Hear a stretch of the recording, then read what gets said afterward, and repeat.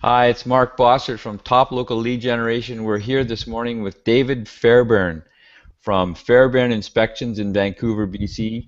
David's a certified home inspector, and we're going to be talking about, is there mold in my home? How you doing this morning, David? Yeah, I'm doing great, Mark. How are you doing? I'm great. So tell me, what does mold look like? So, the biggest myth about mold that you're going to find is that it actually is visible. In most cases, if you have mold in your home, you may not be able to see it. And mold can grow on walls, it can grow on countertop, it can grow on any surface, but it may not be the fuzzy black stuff that you see on when you watch HGTV and everybody says, "Oh my God, here's some toxic black mold." So that's the biggest myth about mold is that you can see it all the time. Now, if you can actually see it, usually it's pretty bad. If you see a lot of dark stains, fuzzy stuff, mold growth, usually you've reached a point where the mold is what's called viable. So there's two states on mold. There's non-viable, which is dead mold, and there's viable, which means it's going to release spores into the air, and it may be harmful. So if you see mold growth that's heavy, it may be viable, and you need a qualified home inspector or a mold inspector to come and check it out to determine what's the state of it. But in general, it takes on a few different forms. You get sort of a black sort of furry growth. Sometimes it's actually, I've seen white, I've seen blue. So the thing is, if you suspect mold in the home, the first thing you should do is test it or call somebody who knows about mold to come and test it for you, because you may not be able to tell if you have mold or not just by looking. Okay, now I'm freaked out. So is there mold in my home? Well, the answer is yes, and almost always yes. For instance, if you leave a loaf of bread outside on your counter and you leave it overnight and you get mold growth on it in the morning, where do you think that mold came from? Well, it actually came from spores that are already in the air.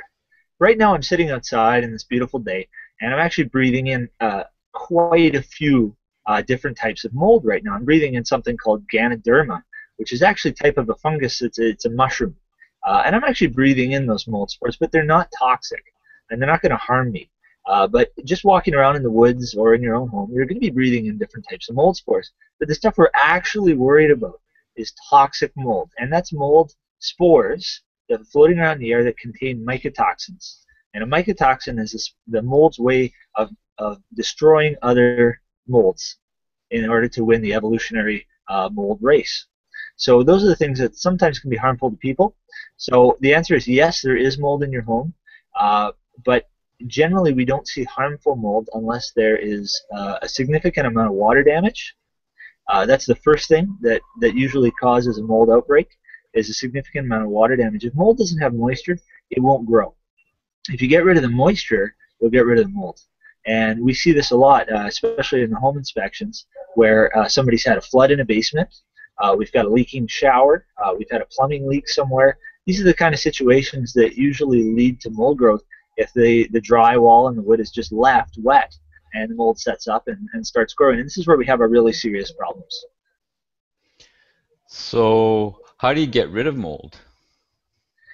Well, the best way to get rid of mold is to get rid of the moisture first, because if you remove the moisture, and that means humidity, that means moisture in the air, moisture in the materials. If you get rid of those things, the mold will basically die off.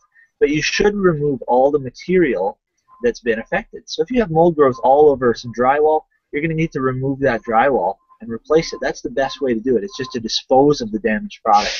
Now, if you have, let's say, mold in an attic, it may not be prudent to just replace your entire roof. And I don't think anybody actually has done that, unless it's in really extreme cases. So what we're going to probably want to do is treat the mold. There's a few different ways you can treat the mold. You can blast it with dry ice.